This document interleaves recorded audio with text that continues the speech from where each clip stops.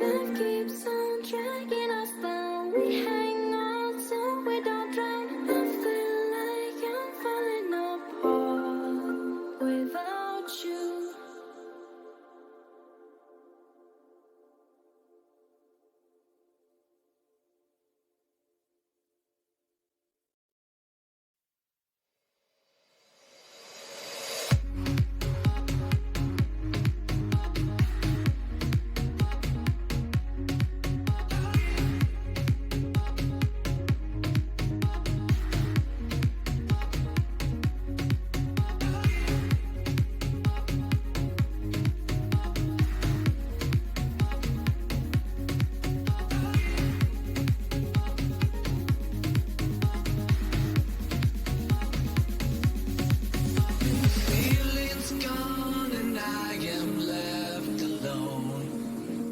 Trace of the night on the way back down from the sky where you left my soul.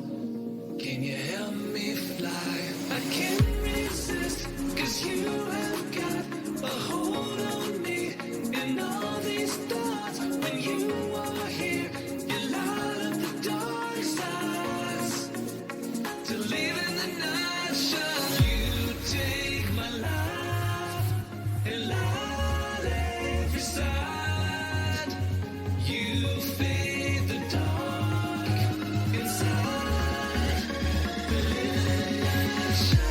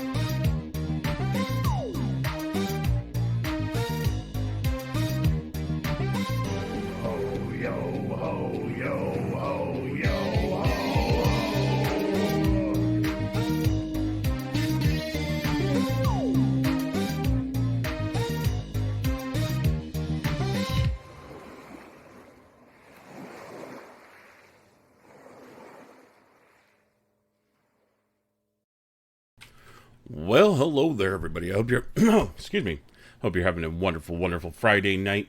It is me, PieRatKing, here for another episode of PieRat TV. You know, the place where I spew out my opinion, and you guys all just sit there and look at me like I'm an idiot. Right? That's what goes on here, right? Anyways, so this week, the past week, it's been about a week now. I know that's what you do, Ducky. Last week we had the third Democratic debate. They're down to almost like 11 main candidates with a couple holding on. De Blasio finally dropped out of the race because nobody likes De Blasio. I want to think that there's a couple more people that are going to drop out of the race very soon, kind of to put their support behind somebody else, or, you know, because they realize that it's just not going to happen for them this time. I don't foresee Tulsi Gabbard or Andrew Yang dropping out of the race yet. I think they are still trying to just basically be a voice for other people that don't fall in line with the main staples. So we'll see how that goes in the next couple months before the primaries happen, because I don't think that there's another debate until the primaries. Let's see. I'm gonna look it up for you guys right now.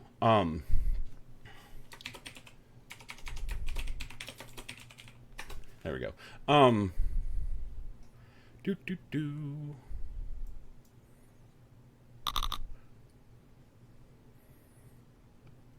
Pop in and pop out. All right, Toad, you have a good night. Thanks for stopping by, dude. Okay, no, the fourth presidential debate will be on the 15th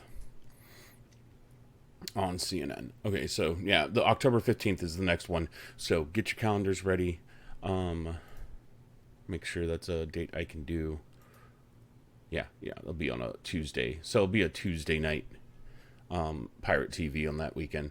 But anyways, so last week we heard Beto O'Rourke scream that hell yes, he's coming for your AR-15s.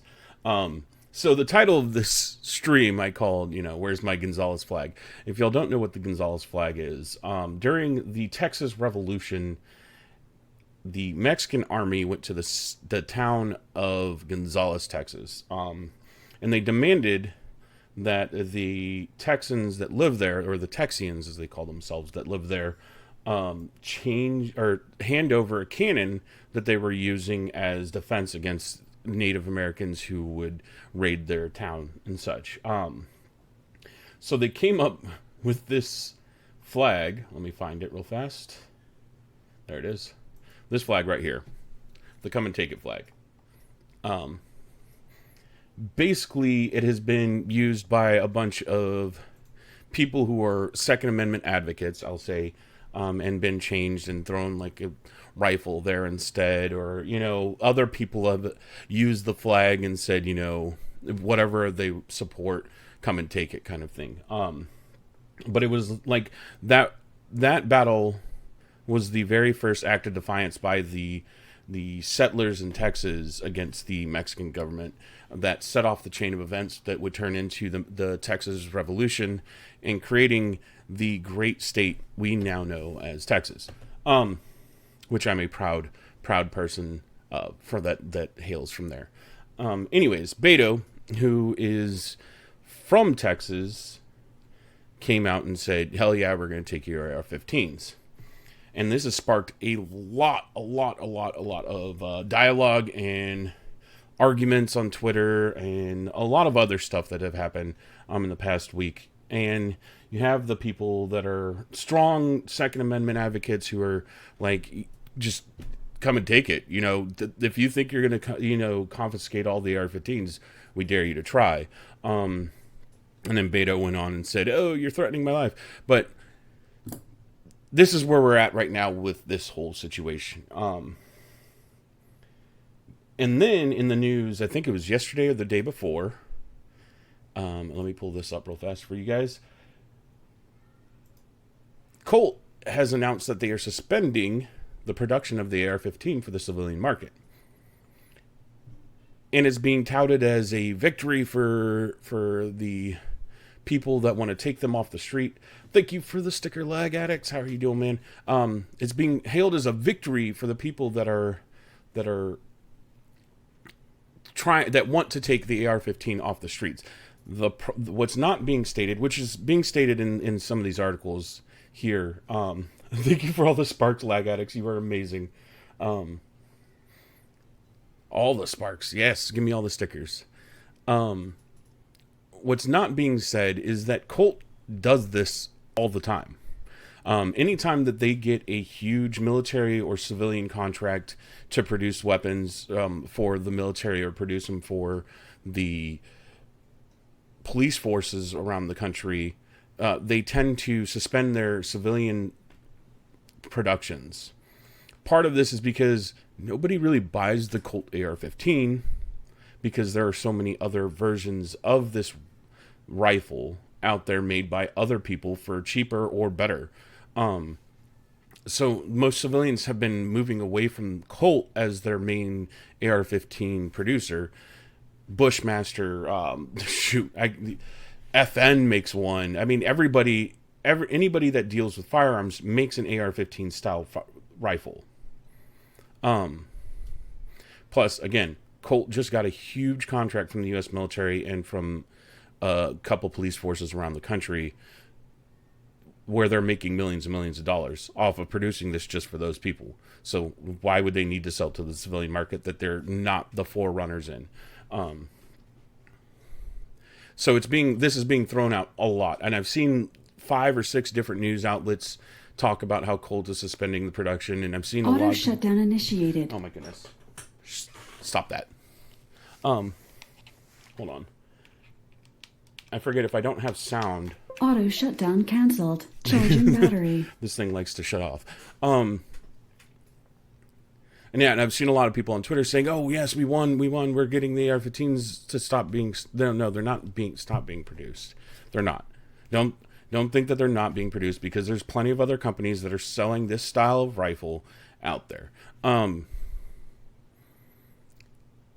then that brings us back to Beto, Mr. Beto.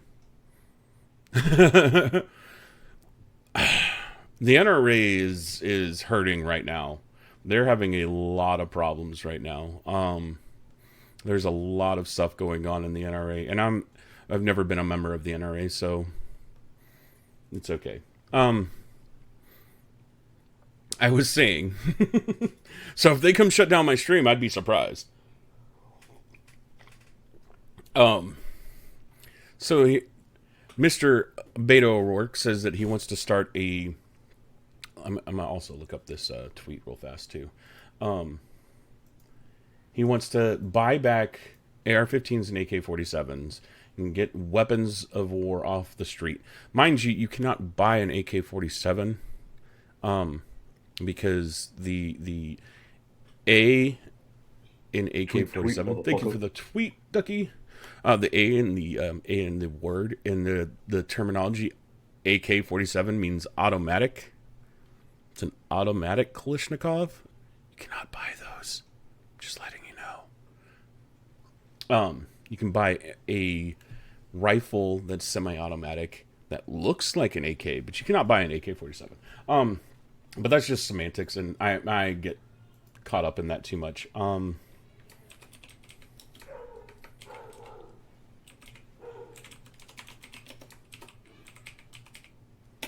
Sorry.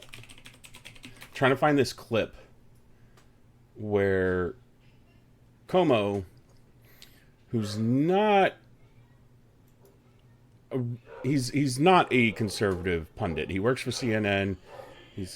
Oh my goodness, the dogs are going crazy downstairs. Let me pull this tweet up. Here we go. This is from the interview the other day.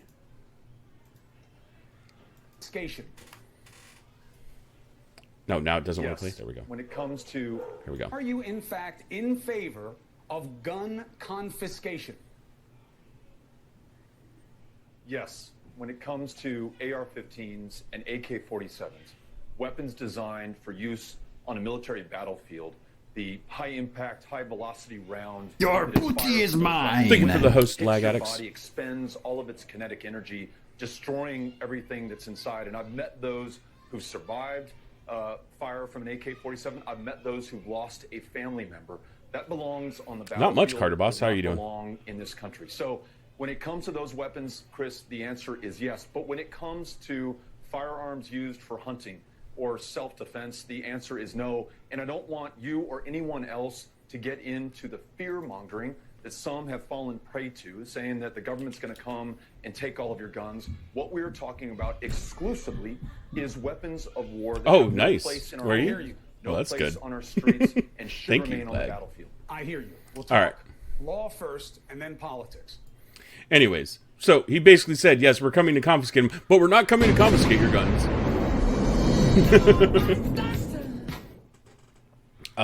So, anyways, that is what Beto... And Beto is... Oh my goodness, the children are going crazy right now. Oh, no problem, Hercules. Hercules, how are you doing? And everybody that's here from Lag Addicts channel, thank you so much for hanging out. This is PieRat TV. This is something I do on a weekly basis. I try to highlight politics, history, and other things in this, and we have an open discussion. It's an open forum. I and the other people in the community try to have a open mind and try not to attack people for their points of view or their beliefs or their opinions. I just give what I know and what my opinion is based on things. So if you're coming for the first time, thank you. Definitely drop a follow. I do try to do it every Friday night, unless there's a debate going on. Then I do it on the night of the debate, like on October 15th. It's a Tuesday. We will be having a live screening of that debate here. Thank you, Foxy. I'm used to you attacking me, especially when it comes to Smite. Anyways, so Beto just came out. He said that he wants to get all the AR-15s and AK-47s off the street. He wants to do a buyback program. One of the biggest issues I have with this is that you're using taxpayers' money to purchase firearms that the government never owned, that were bought by civilians. That's one of the problems. I don't like using taxpayer money for anything, really, unless you really, really have to. But another thing I have a problem with this is the idea that the looks of a firearm change the way the firearm behaves. Yes, I did, Hercules. I watched that. I forgot to pull it up. I thought she did an amazing job. Because again, this is part of the debate that we're having right now. I actually just watched. I have part of it pulled. I don't have part of it pulled up here, but I actually just watched. Ted Cruz and Alyssa Milano had a discussion about gun laws and things that need to be changed. That I'm going to poke on some of the points that they brought up, because it's very informative, because I believe that most people that are discussing this on one side don't know the logistics and all of the laws and all of the realities when it comes to firearms, because they're inexperienced and they haven't owned one or they haven't used one. And then you have the other side, which is the side I tend to lean towards, which is very informed and very up to date on statistics on the actual ability of firearms, no matter what they look like or what they do. No, yeah, Milano has firearms, but she wants to push forward legislation for a national gun registry and a universal background checks to include private to private sales. And there's a lot of people that, okay, I understand that, but and here I'll bring it up right now. So here's the actual federal code for basically transfer and owning of firearms. This basically states, the first part of it talks about possessing and moving firearms across state lines, selling firearms across state lines, moving firearms from outside the country, inside the country, and it's mostly about federally licensed dealers, people who have to go through extensive background checks, are the only ones that are basically allowed to purchase a firearm from another state or transport for sale from one state to another state. So if I wanted to purchase a firearm, being from Texas, if I saw somebody wanted to sell a firearm in Nebraska, we'll use Nebraska. If I wanted to purchase a firearm from somebody from Nebraska, what that person in Nebraska has to do is take that firearm to a FFL, which is a federally firearm license dealer, hand it over to them. That dealer has to then transport it or have it transported to another FFL dealer before I can even go. And then in that sense, I still have to do a background check, because that FFL dealer that I'm getting the firearm from has to cover his ass by running a background check to make sure that even though it's a private to private sale, he isn't giving a firearm to somebody who's not allowed to have it.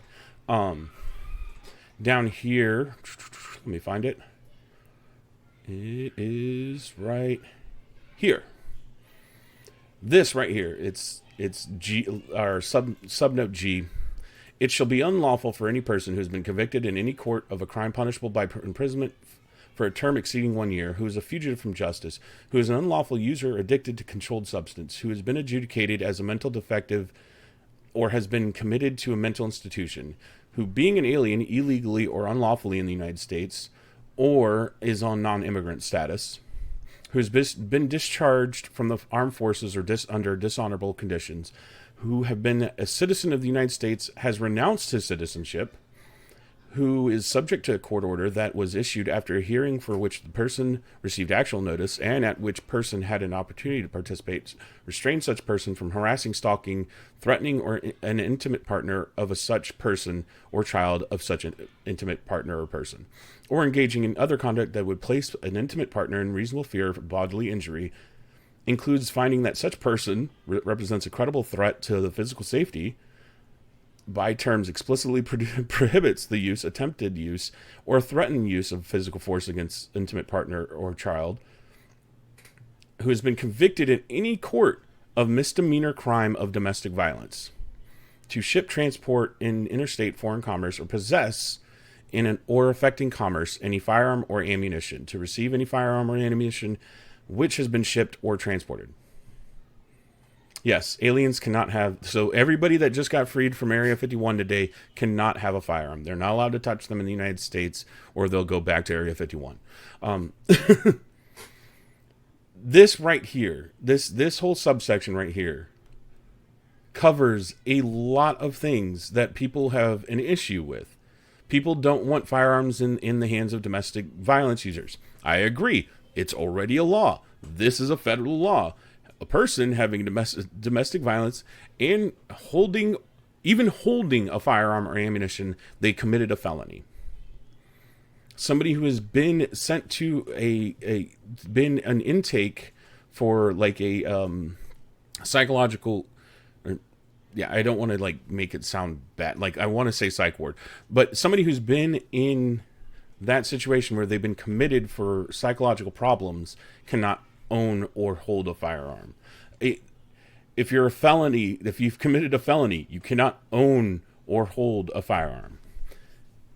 These are the laws that are already on the book. The best thing I've seen as it pertains to guns is from the movie Shane, where he calls a gun a tool. A gun is good and no, it's neither good or bad. It isn't. It's neither gun or bad. It's a tool. And so one of the biggest issues I've had, and especially looking over some of the laws that are trying to be passed, especially when it comes to assault weapons bans, or when it comes to private sales. One of the biggest issues I have with people who try to push private sales needing a background check is that the only way you can do that is by making everybody register their firearms. And registration has always been the first step into complete confiscation and disarming. Everywhere that they have successfully completely disarmed their civilian population, it started as a registration. Because you have to know what guns are out there before you can go and confiscate them. Otherwise, you're talking about police forces having to go door to door, rummaging through a house to search for firearms. And that is a violation of the Fourth Amendment. Because no person should be put to unreasonable search and seizure. So gun registration, I'm against gun registration. I'm against licensing, mandatory licensing per a weapon. So I can maybe get behind a national licensing for the ownership of firearms or the use of firearms, as long as it's like carte blanche. If you have this license, you're allowed to own any firearm. You're allowed to own, you're allowed to use any firearm. I could maybe get behind that, but even then, I'm not a big fan of licensing. I don't agree with driver's licenses. I think that everybody who brings up driver's licenses when it comes to firearms, I try to explain to them that that's just a tax. You're being taxed to use the roads. It has nothing to do with your ability to drive, because you are not given another driver's test every time you go in for to get your license renewed. You're not. You're not asked to make sure that you're up to date on all the road laws. You're just asked, hey, you understand the laws of the road. Okay, check this mark box. Bam, there you go. Here's your license. Now, if we were saying, oh, our driver's license, every time you have to go and get it renewed, you have to retake the written test, and you have to show to an instructor that your ability to drive properly,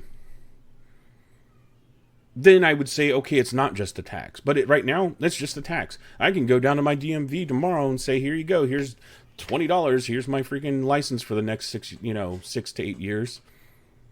No need to show that I can actually drive. I showed it back when I was 16. I think that's what the price of it is in Texas for an 8-year driver's license. $25.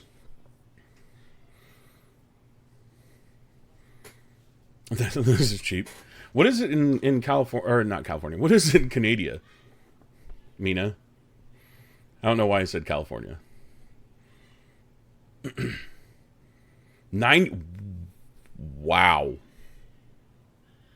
What is your car registration like up there, though?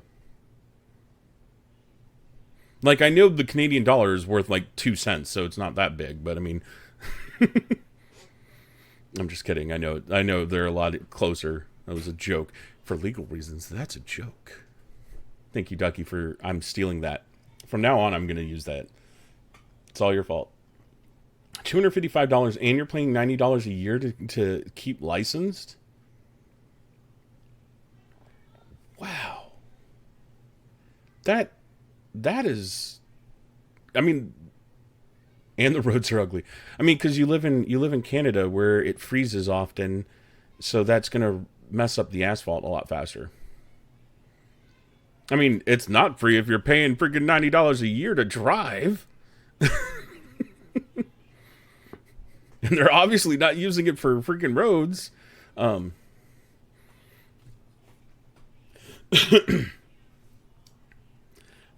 That's crazy. That's insane. Like, I think our vehicle registration, at least in the state of Texas, our vehicle registration is based off of the estimated value of the vehicle you're driving at the time. And it's a percentage of that. I don't exactly know the percentage, but like I know for my Golf, before I sold it the last time, or not my Golf, my Passat, the last time I registered it was like $150 for the year. Yeah, but Mina, again, they have to pay for their roads somehow. So that's one of the things I always bring up, is that licensing for vehicles is not the same. You're asking individuals to go and get licensed for a firearm to show that they can properly use a firearm, which I'm a big fan of. Anybody that owns firearms should learn how to use them, should learn how to clean them, should learn how to properly store them, whether, within whatever laws that you are bound by your local area. Yeah, let's go back to guns. I am all for people getting training and learning those kind of things, and learning how to properly assess dangerous situations and react accordingly. I'm okay with that. That's something I can get behind, because I myself know how to properly use a firearm. I spent freaking 3 years in the Army using one. I know how to clean one. I know how to store it. I know, the ins and outs about it. And even somebody like myself can still have mistakes, can still accidentally, have an accidental discharge. That happens all the time. Licensing like that, I wouldn't have a problem with, as long as you're not charging me $100 to go get licensed. Like, This is another big issue I have with licensing and registering a mandatory license, a mandatory registration, is that the cost of it will be way too much for a person that could actually benefit from owning a firearm, from a poor individual, and those kind of laws have a tendency of being more aggressive towards people on the lower end of the monetary, savings and stuff like that. And like driver's courses, I'm okay with training. Mandatory training should be a thing. If you want to own a firearm, you should show at least a receipt that you've done mandatory training. I'm all right with that, because that makes everybody safer. That makes Joe Schmo on the street who's, wants to go buy a shotgun to go hunting duck or goose. That makes him safer. That makes the people he goes out hunting with him safer. That makes, little Miss Mary that lives down the street, who lives alone, who wants to, make sure that she has some way of defending herself in her house just in case somebody tries to break in. That makes her safer because she knows how to use the firearm. She knows, how to store it and how to clean it and make sure that it's in operating order. That way, when somebody does, or if somebody does break in, she knows, all right, I point this there and I make sure the safety's off and I pull the trigger and aim it, center mass. That kind of training is beneficial. Mina, I would be happy to teach anybody how to properly use a firearm. I offer to anybody that wants to learn how to use a firearm, even if they don't want to purchase one, but they just would like to have the experience. I will gladly take you to the range.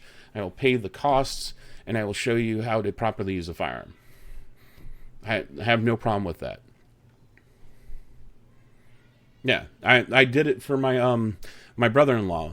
We went to a shooting range for his bachelor party, and I explained to him how to use the certain rifle that I had rented from the range, and I showed him, this is your safety lever, this is how you drop the magazine, this is the way you rack back the bolt and make sure, and I showed him how to properly line up. It's just that's just me passing on what I know to somebody who is inexperienced, has never held a firearm, who has wanted to see what it was like, and he enjoyed it. He enjoyed all the time there. Renaissance, so like a blunderbuss.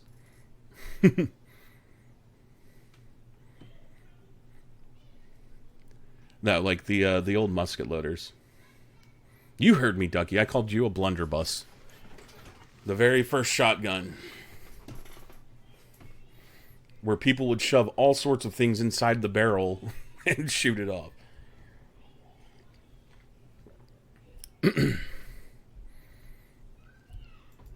So, hold on. Where is that other image I seen? Ugh, freaking ads. So something like this, and this is another thing I have a problem with. I have a problem with the assault weapons. When people say assault weapons bans, these are the exact same rifle. Literally, the exact same rifle. The only difference is the stock on it. They shoot the same ammo. They shoot the same rate. They have the same muzzle velocity. They're the exact same rifle. But this one is scary looking because it's black and polymer. I'm pretty sure the weights are even the weight of the two are about the same on how heavy the rifles actually are.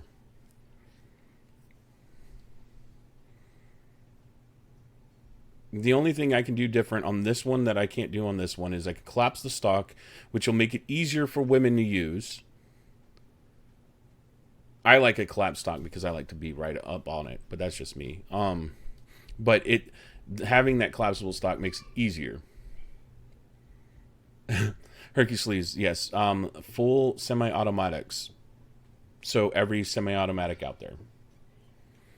And just like I said earlier, the AK-47 is not purchasable by the civilians in the United States. It isn't. Automat Kalashnikov. That first word means automatic. You cannot own an automatic weapon without a Class 3 license, which means you have to spend like about $1,000 or $2,000 just to get that one little stamp from the federal government. And that weapon has to be grandfathered in by the last automatic weapons ban.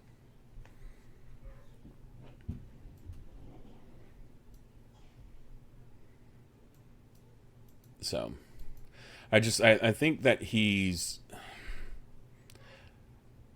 I don't know. I think he is a little bit cuckoo when it comes to it. I don't think he has an actual idea. Most people don't have an actual idea about what they're talking about when it comes to firearms, unless they're somebody who's been around firearms their entire life, or been around firearms for most of their life. And it always pains me to see somebody who said, I was in the military, and I think, you know, the AK or the M16, or not the M16, sorry, the AR-15 is one of the most dangerous weapons out there. I'm like, have you ever seen a Barrett 50 caliber rifle? Have you seen what that can do to a vehicle, let alone a person? The 5.56 I use for hunting. I use it for coyotes and pigs. Why? Because it's a small round and it should be used on small animals.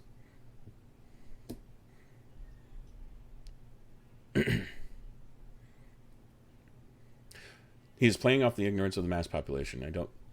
No, I know. I understand that you don't mean the ignorant people. I understand what you mean. Oh my goodness, Mina.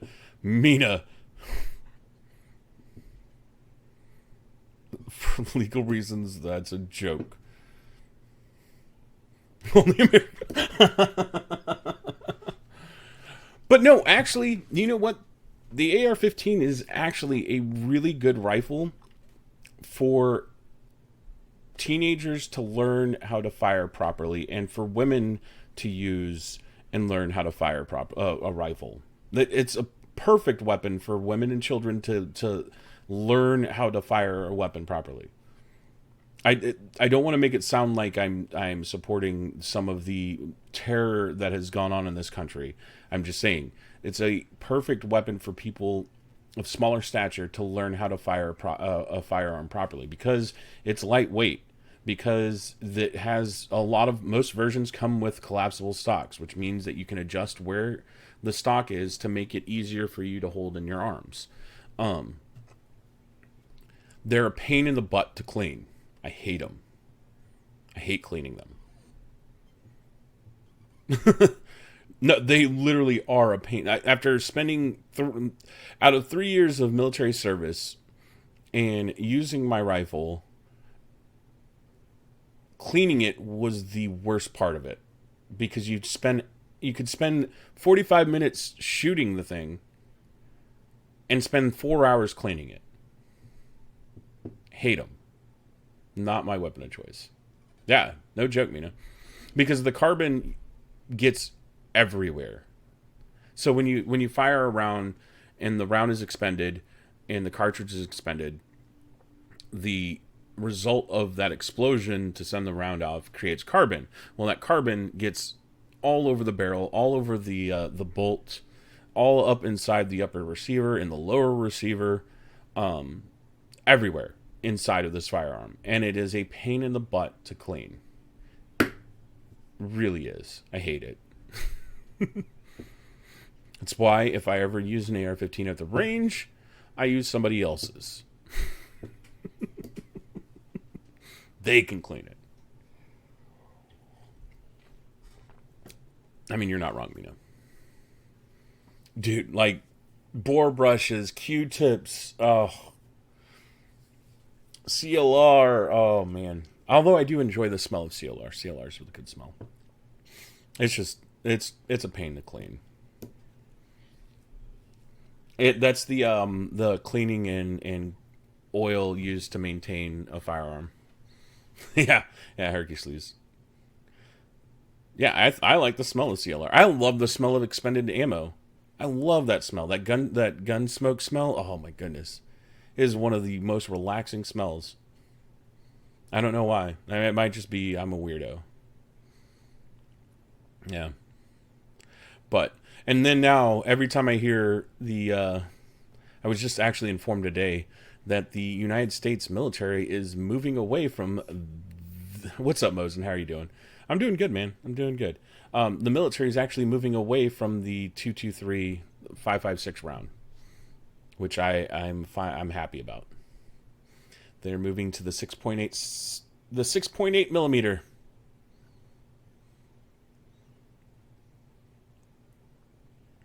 Yeah.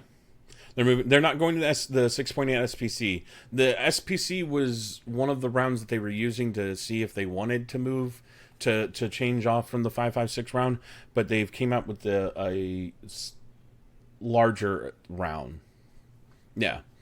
And that's what this whole article is about. So this on the left is your 5.56 NATO.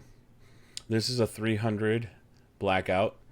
This is the 6.8 SPC that I was just talking about, and this is a 308 Winchester, the 7.62 round that's used in most United States sniper rifles and crew serve weapons.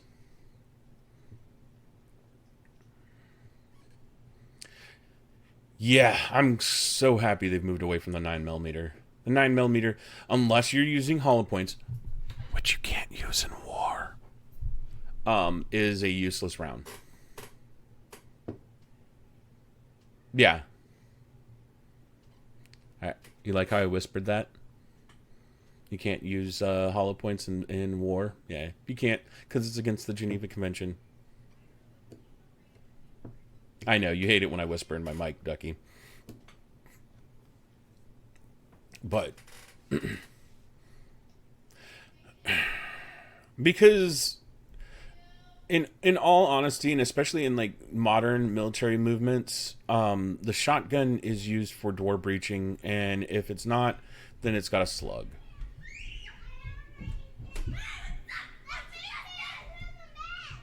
Hold on one second.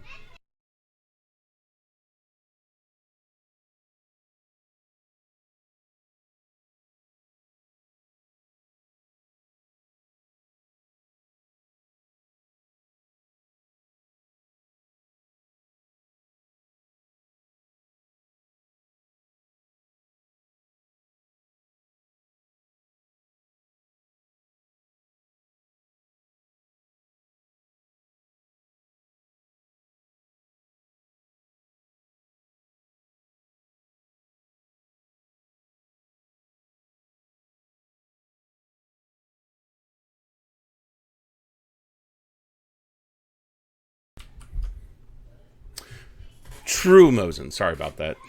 Children are being loud. True, Mosen. But I mean, shotguns aren't. They're okay in close range,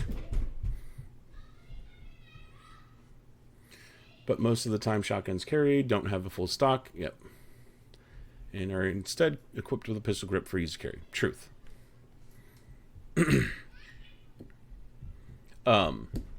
No, yeah. When you're in those kinds of situations, because I being a military police, we learned a lot of different techniques of going into buildings and such like that.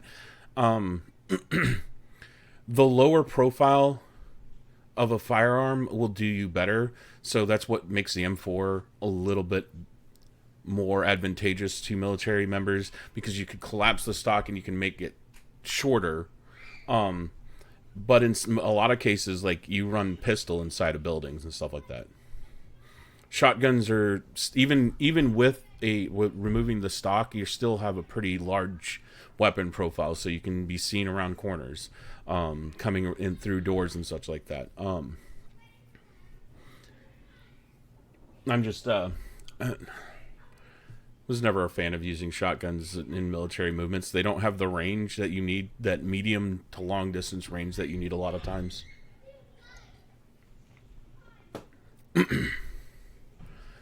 So, yeah, the military is moving away from the 5.56 the 5.56 round, because it's a weak round. It doesn't have the penetrating power that a lot of the larger rounds have. I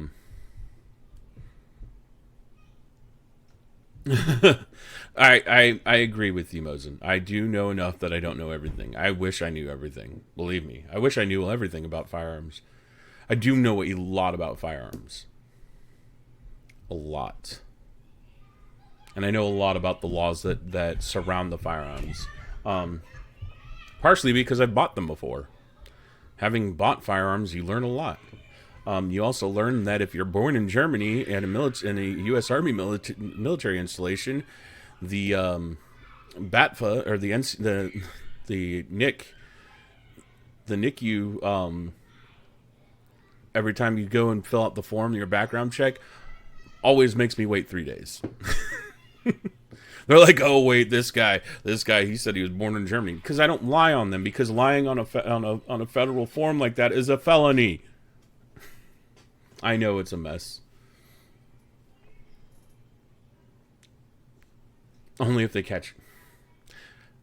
Yeah, I mean, only if they catch you. The 6.8 is a good middle road between the 7.62 and the 5.56 for weight, specifically because you can restrict how much ammo. Yeah, well, and I've explained before on this show before that the 5.56, the reason why the military used the 5.56 for so long was because it's lightweight, it's cheap, you can carry a bunch more of it, and because when you shoot somebody with it, you're not just taking out that person, because most people don't die from like, they're not dying instantaneously from the round going through them. They bleed out because they don't get the medical attention. But when you shoot somebody with a round that small, it causes not just that person to go down, but the other people around him, one or two other people, to tend to him to try to get him off the backload of it. Yeah. Well, I mean, but honestly, the Soviets are going back to they're not the Soviets, but the Russians like to use their 7.62 round, which is shorter than our 7.62 round.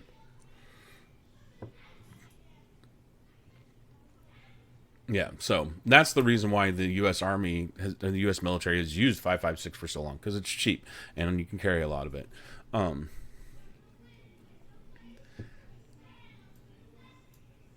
And I've explained before how I don't, when everybody talks about, oh, automatic weapons. Honestly, automatic weapons are, when you use an automatic firearm, military uses it for suppressive fire. They don't use automatic fire to kill people. Really, it's a insanely flat. Wow, I didn't know that. I see, now I want to go and test this out. The 545-39. 500 meters. Yeah, that's crazy. Well, the 6.8 is supposed to reach out further. I mean, it's going to reach out further than the 5.56.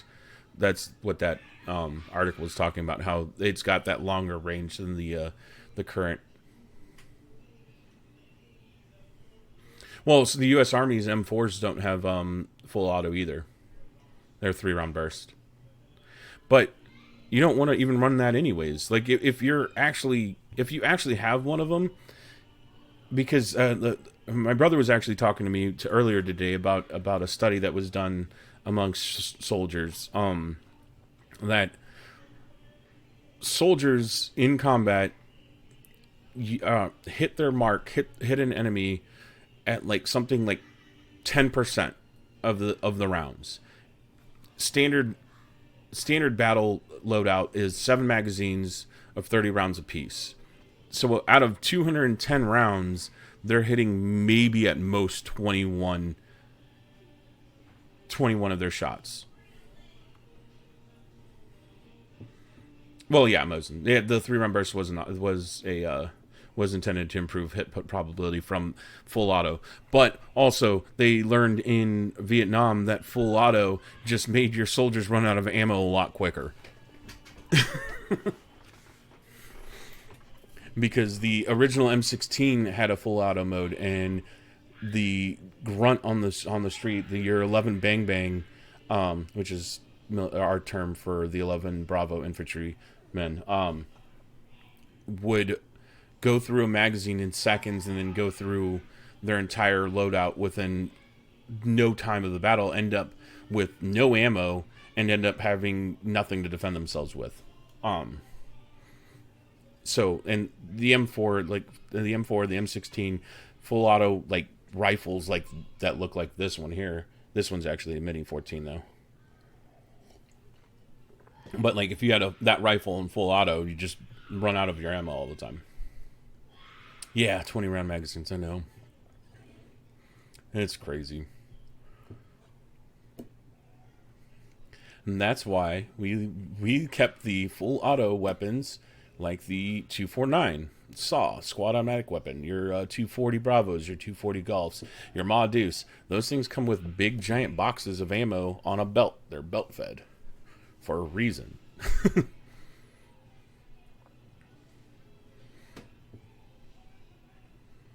I hated the 249, man. Hated it. I was extremely happy when our unit finally upgraded to the 240s. The 7.62 on a belt fed is so much better than a 5.56.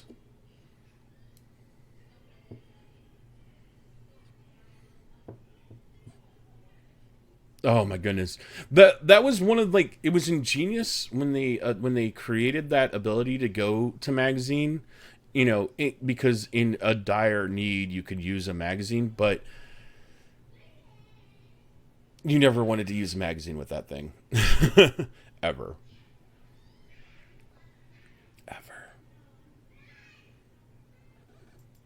So, here's Mr. Cruz. Mr. Cruz has actually been trying to pass legislation that would make it so right now, as it stands, lying on the federal form for your background check is a felony, but it's not being prosecuted at all. Not being prosecuted at all. Like, I think from the statistics I've heard and he's used is that out of like the 4,000 times that somebody has sent in paperwork and they've came back and found that they've had a felony, or other reasons why they can't own a firearm, only 40 of those people have been convicted of or have been charged with for the felony of falsifying a federal document. What is that face for? Mina, what is that face for? Now I need to know. It sucks. Well, I mean, most police forces don't want to go through the paperwork.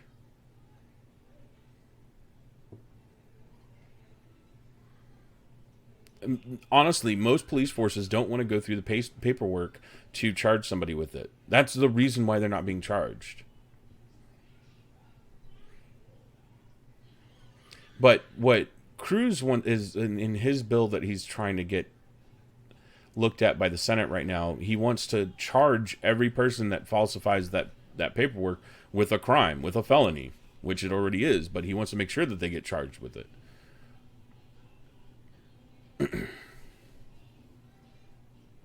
A lot of the problems with our firearms right now, and then a lot of the problems that we've seen with like the mass shootings and everything like that, a lot of it is already against the law. That a lot of those people shouldn't be owning one anyways, and a lot of it, none of the new laws that anybody wants to try to enforce, other than what I've seen from Cruz, won't do anything to prevent them.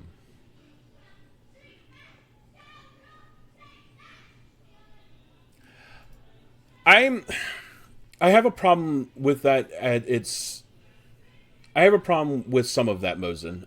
Me personally, because you do have nonviolent felons. You do have your white collar crimes. Like,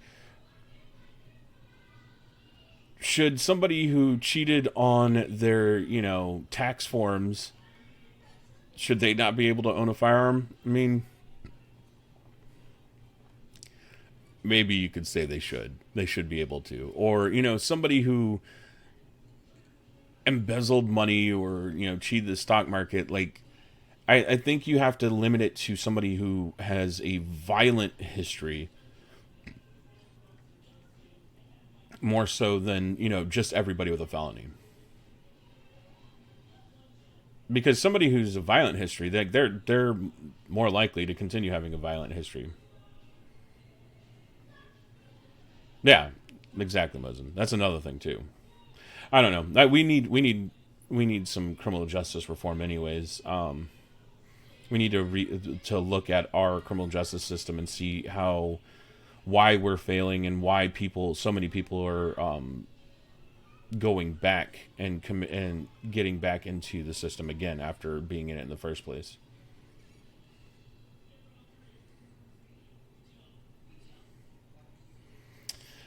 Yeah, but all right, I'll put it this way. Somebody who got charged with hacking back in the 80s, like any internet crime, any crime committed over the internet is automatically a felony. But on top of it, somebody who, you know, was a hacker back in the 80s and got caught up and found out and did their time and then got out, you know, should you restrict their rights for that? You know, what if they are actually reformed? And I'm all for like letting people become actually reformed and reforming them and trying to figure out how to make them, you know, back into members of society, you know. And we've talked about that before on this show before. Yeah. Icy Rain had a friend who got a felony for stealing street signs. Things that lots of people do because they're dumb. Yeah. No, yeah. Just from the base standpoint, they shouldn't be able to. Yeah.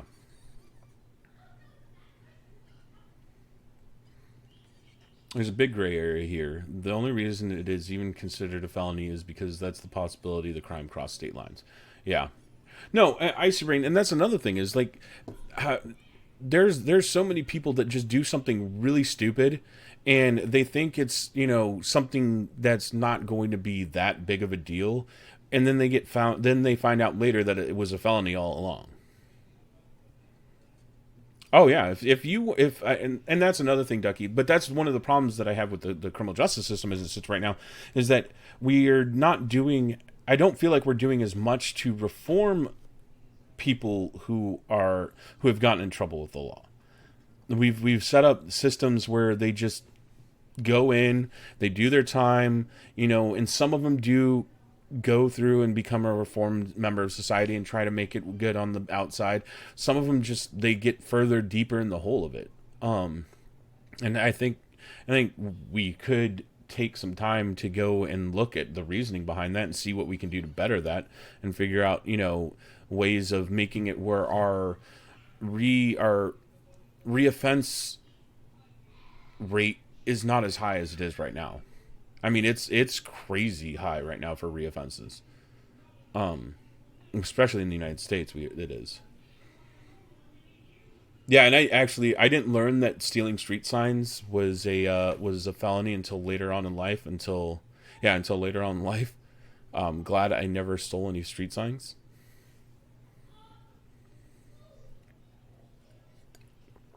And look, I'm not saying I'm the perfect person. I've never broken a law. I've broken laws before. I have gotten a couple misdemeanors. You were lucky you didn't get caught.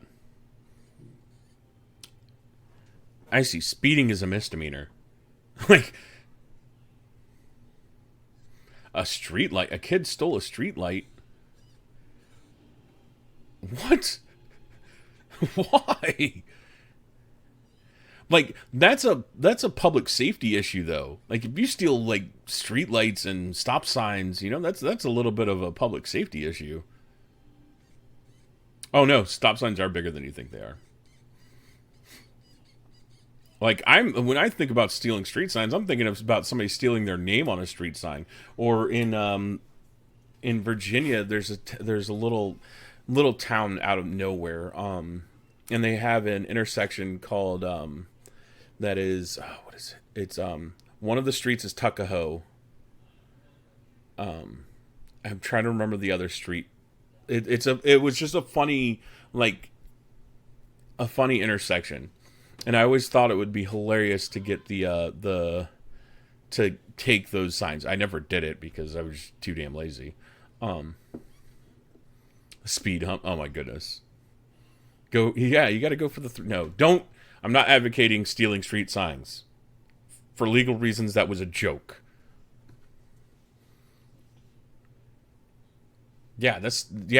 Street lights are huge. They're a lot bigger than people think they are. Our perspective makes them look smaller. I actually got the chance to see one up close and personal. But then again, my father's worked for the Texas Department of Transportation for a long time, so there's a lot of things I got to see that up close and personal that are that you don't usually get to see when it comes to traffic stuff. Yeah.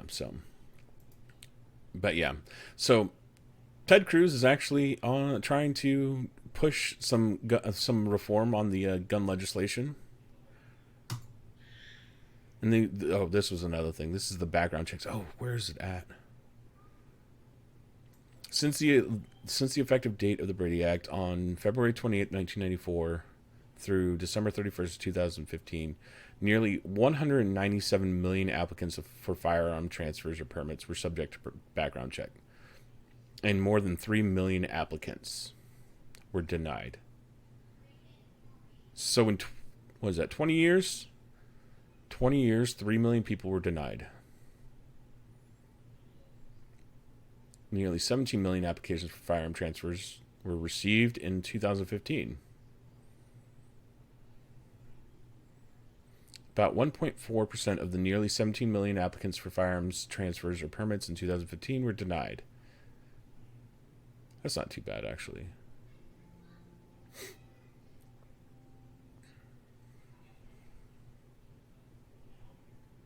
Felony conviction, 43%, was the most common reason for the FBI to deny application. 43%, wow. Followed by fugitive from justice status, 19%. You always pass the background check, you're boring. No, I mean, honestly, I passed the background check. It's not boring. It just means that you haven't done anything to be looked at by the ATF.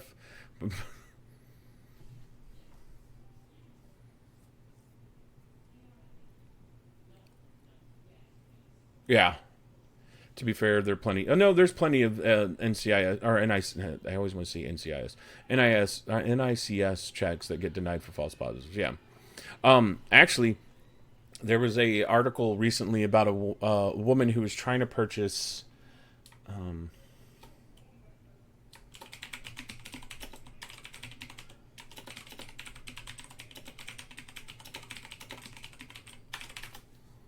Boom, boom, boom, boom, boom, boom. So this reporter who works for, let's see, where is it at? There's the real article. This reporter right here. Yeah. She was trying to prove how easy it was to purchase a firearm. So she wanted to buy one from Walmart because that's what a lot of people think is like the first place people go buy. I will tell you, buying a firearm from Walmart, not your best bet. Go to an actual dealer. Go to a small, private dealer. Don't go to Walmart to buy your firearms. Big Broccoli, thank you for the follow. Welcome to the crew. Grab yourself a drink, enjoy the show. Not anything against the guys who run the counter at Walmart, but you're better off buying one from a small independent FFL because they will be able to help you along with your purchasing a lot better.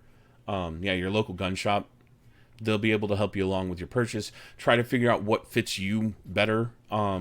Whether, if it's for a handgun for self-defense, a shotgun for hunting or home defense, a rifle for hunting or home defense, those guys will help you find a firearm that fits you better than somebody at Walmart. I'm just going to say that. And they can order it easier. Plus, as this woman found out, so she goes in, the story goes, she goes to call Walmarts that were around her to find out if they sold that they sold rifles or they sold firearms in general. So she called and called and called, spent 2 hours trying to find a Walmart near her. First she went online to Walmart's website to see if she could buy a firearm from the website. You can't. Walmart doesn't even advertise them on their website. The only thing they have, these are all pellet guns and BB guns, airsoft guns. Walmart doesn't advertise there. Also, any purchase done online has to go through an FFL. I hate to say it. Which is something that a lot of people don't understand. They think that you can just go onto... I'm going to think...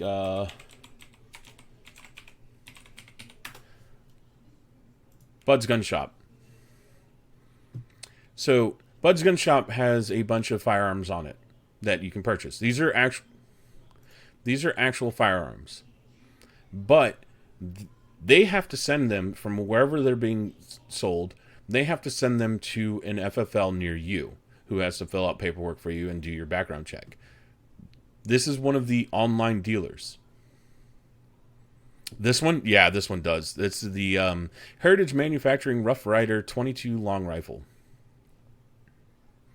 Yeah, that's ridiculous. I would never own that.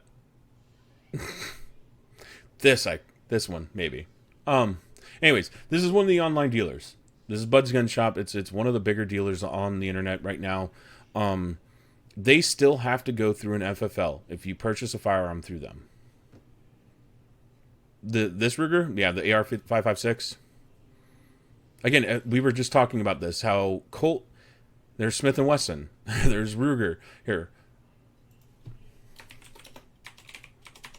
Colt suspended their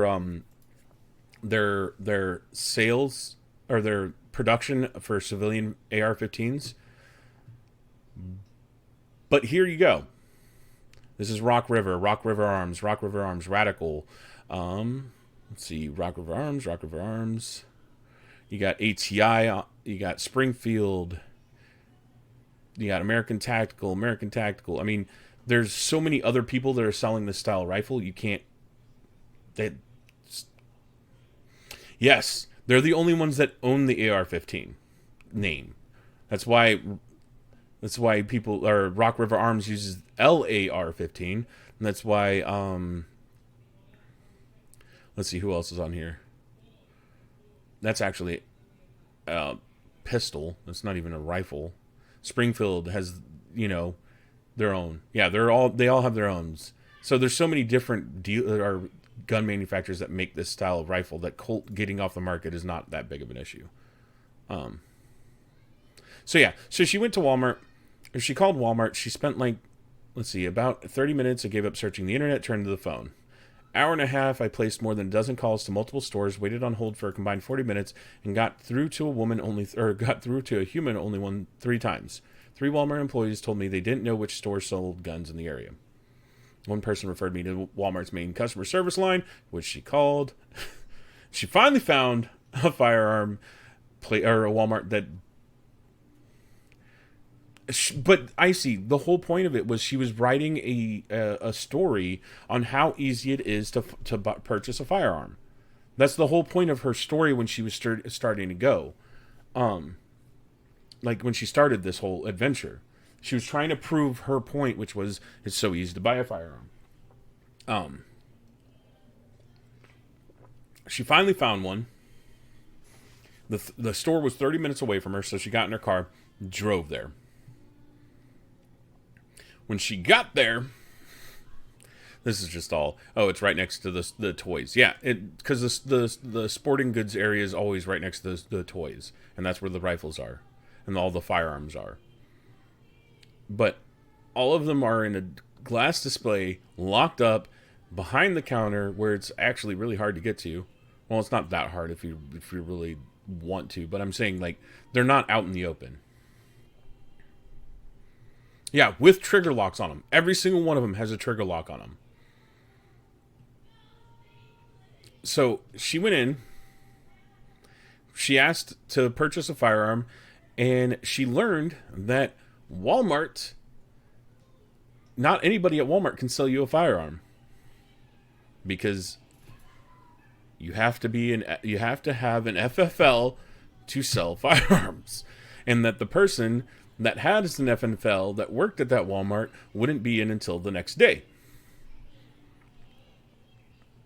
So then, yeah, here it goes. I told an employee behind the counter I wanted to buy a gun. And she was told that the person, oh, here we go. After a few minutes, a Walmart manager arrived at the gun sales counter. She said I could not buy a gun that day because no authorized firearm seller were scheduled to work. And that she would have to come back.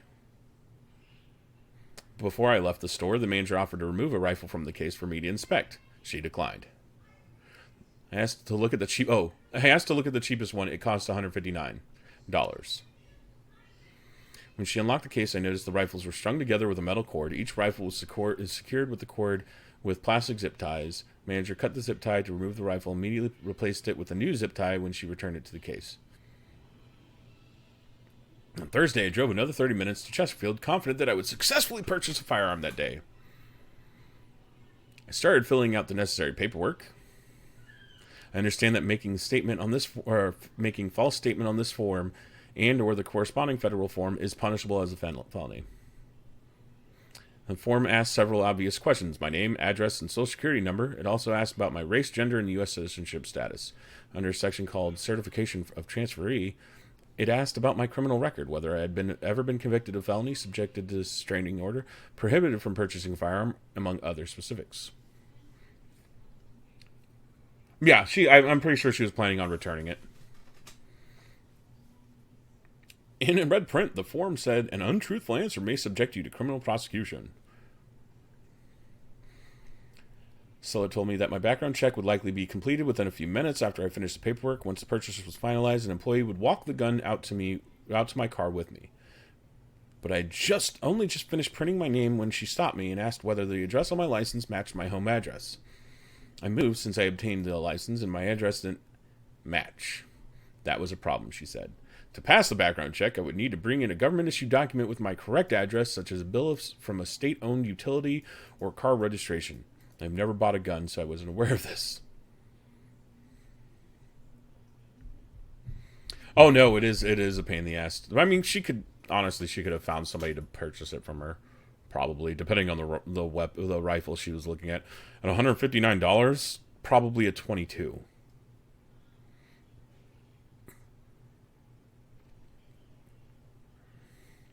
Overall, the experience left me with the impression that buying a gun at Walmart is more complicated than I expected, and that Walmart takes gun sales and security pretty seriously. Yeah, Facebook Marketplace and Craigslist are not really allowed.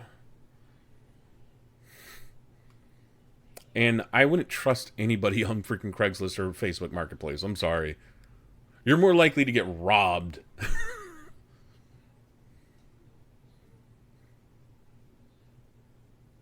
So, what she found out after going into this, probably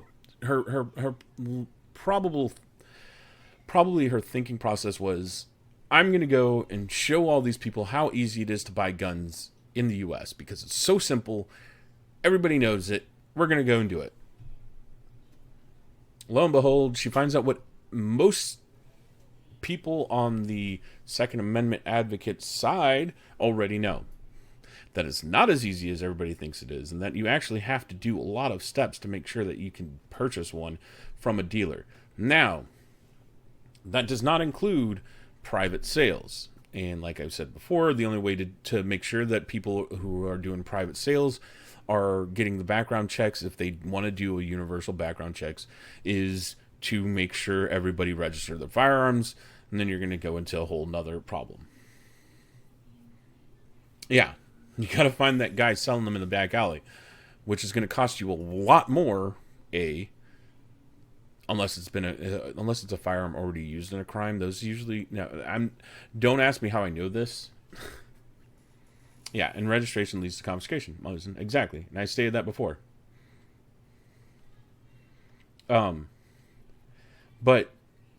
none of those laws are going to stop people who are trying to obtain a firearm illegally anyways. Plus the medical test afterwards, yeah. You gotta get it medical tested. It's just not. And like, my brother and I have discussions about this kind of stuff all the time, and we were having one right before this stream, and I was just like, that we came to the conclusion the only way to really, really drop all of the firearm deaths across the country is to go door to door and confiscate every single firearm. And even then, you're going to have a hard time getting all the firearms, and you're still left with an illegal trade that's going to happen and a black market that's going to happen. Drugs, cocaine, marijuana, heroin, methamphetamines, they're all illegal. They're still sold. They're still sold. Yeah, everything that is illegal has a black market.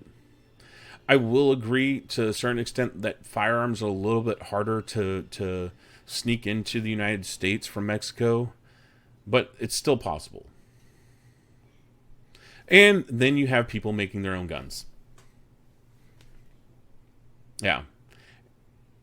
I mean, in all honesty, you can make a firearm easily. Whether it will work the way you want it to work is a different question.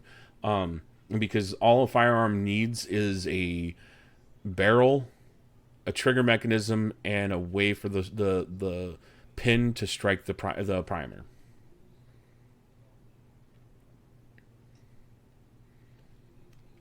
Yes, homemade guns are not currently illegal as long as they comply with federal law. That is true. As long as they have, I think, what is it? I want to look up the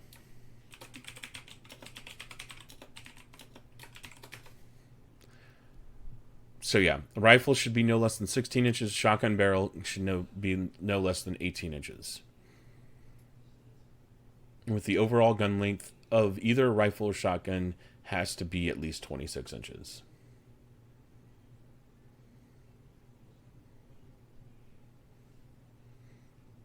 Yes. As long as you don't need a class 3 stamp. Yeah, as long as you don't need a class 3 stamp to own it, you can make it in your house.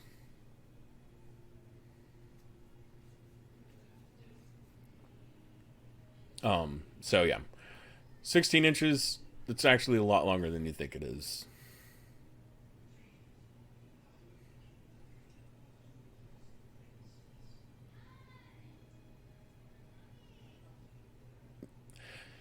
See, but and there's a misconception about suppressors. I mean, and I'm sure you know, Mosen. Suppressors, people want to believe like it's in the movies. They want to believe that it makes your firearms silent. Yeah, they don't make even a 20. Like the quietest you can get is a 22 long rifle round going through suppressor. Suppressors actually are better for shooters. They prevent hearing damage a lot more often.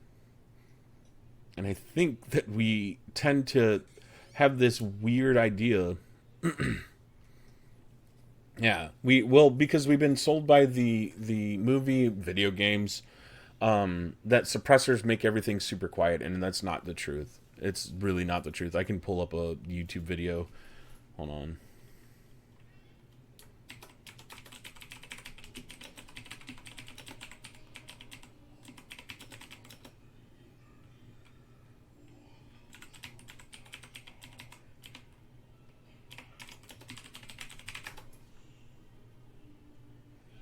There we go.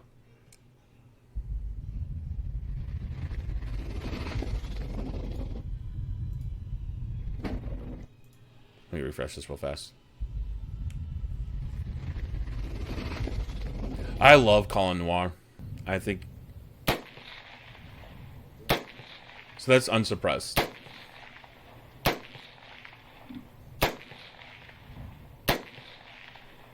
That's an AR-15.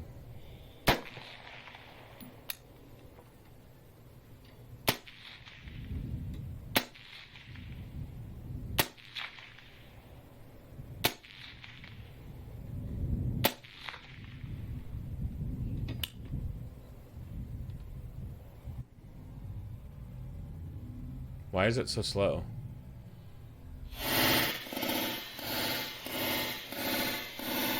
No idea why that was so slow. It sounds a lot quieter than you think it is. I don't know why that happened. But if you heard the reverberation, the echo, that was still pretty loud. Like, that was still a pretty loud shot. And like I've said before, the 5.56 is a small round. It's not a really super powerful. I mean, it's powerful, but it's not as powerful as out there on the market. 7.62, the 308, like, those rounds are a lot heavier.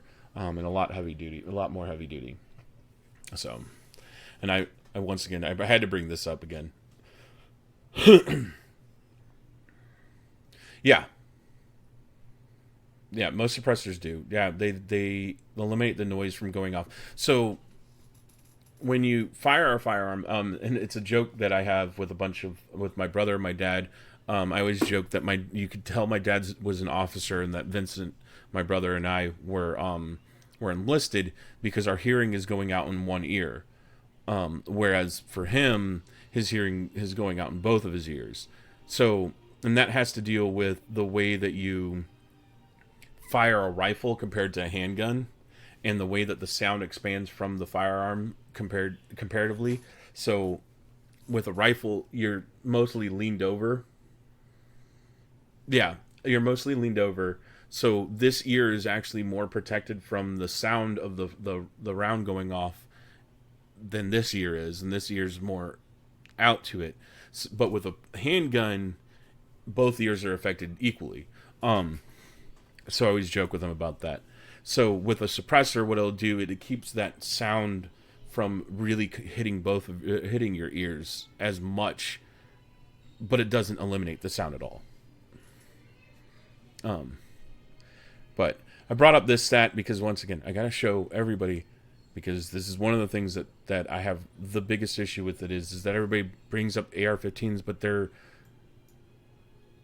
nowhere close. That's 403 murders in 2017. The year before, 378. The year before, 258, 285. Compared to handguns, which is 7,000, 5,000, almost 6,000. In fact, knives are freaking 4 times as many murders as rifles. That's rifles. That's all rifles. That includes AR-15. That includes your Mosin Nagant. That includes your, Remington 700. Blunt objects, clubs and hammers have 467 murders in 2017. Hands, fist, feet, etc., 700 murders. And that doesn't that hands, feet, fist doesn't include strangulation, because strangulation's down here in 88.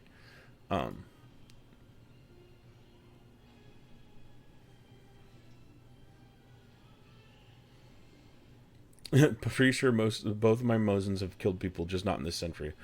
Probably could likely be not in the last 2 centuries, Mosin.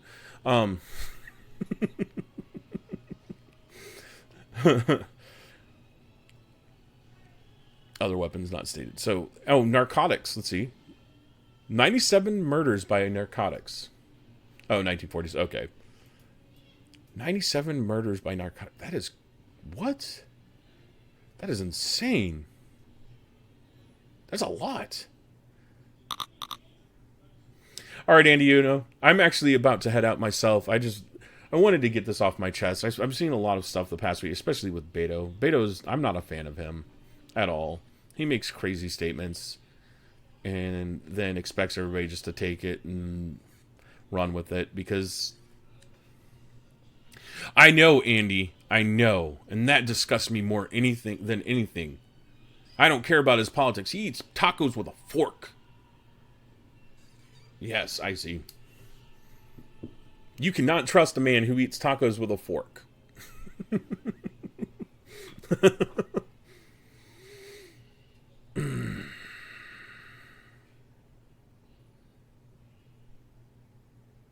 Wait.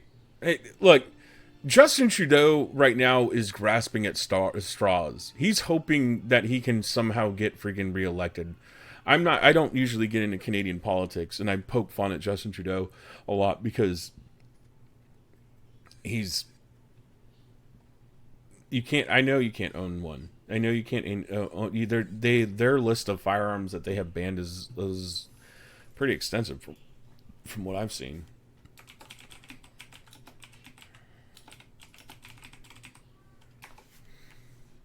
Whisper, I know. That's what I've been saying. That's what I've been saying for a while. Oh, yes. I know, Mina. Right now it is a huge mess going on in Canada.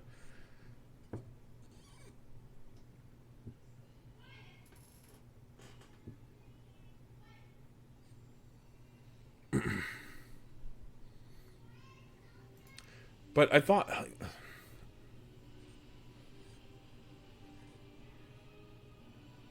You can't buy an HK G11 in Canada, yet there are none in civilian hands in the entire world. There were only... What? So they banned an HK G11 that you can't purchase anyways.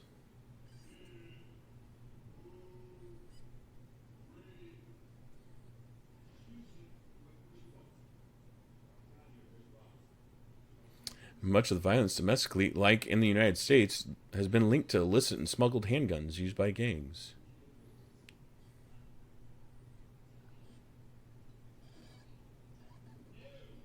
Ugh. Trudeau is a weirdo. Like,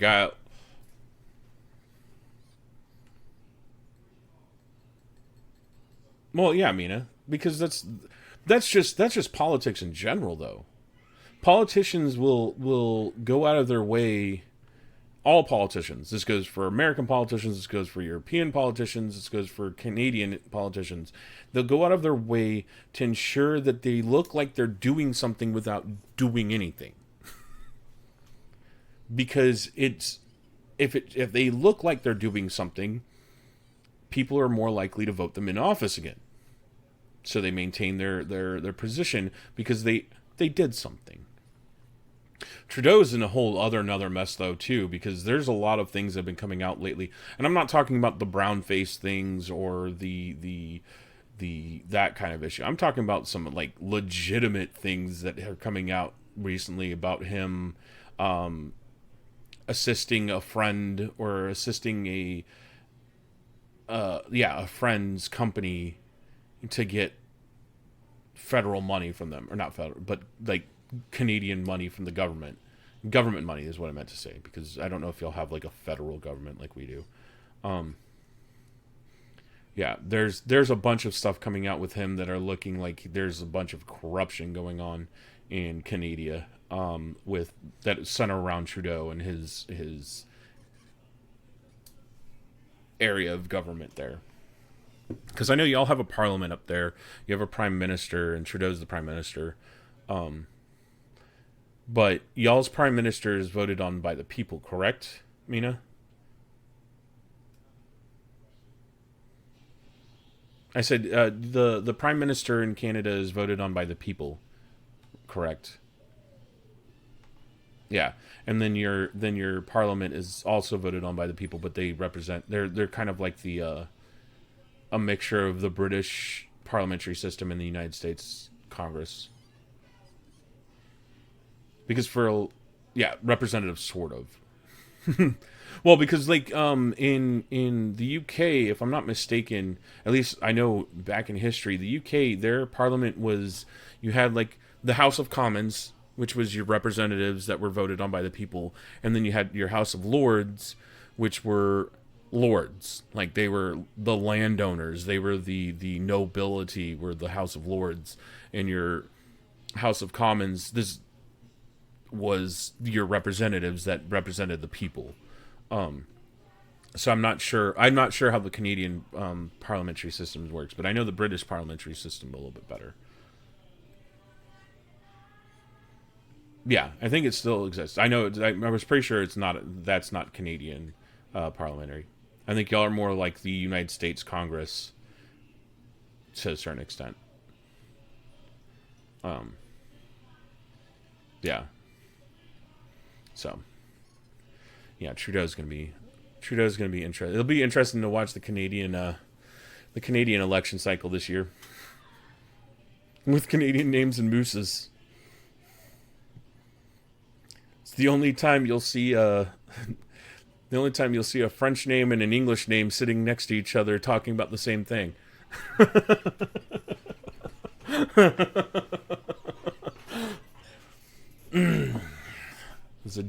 For legal reasons, that was a joke.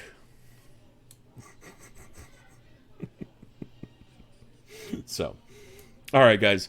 On that note, I'm actually going to call it tonight. We are going to go host somebody up. This will be on YouTube. Hopefully tonight I can get everything put up there. And I will be back on Monday night at 8 p.m. I'll be gone all day tomorrow, and then Sunday we're not doing D&D, so I'm not going to stream on Sunday. I might stream actually, but I probably won't. It'll be Monday for Smite night when I stream again. I thank you guys for all your support. I thank Lag for the host. You guys are freaking awesome, and I love every single one of you. I will see you guys later. Have a good night.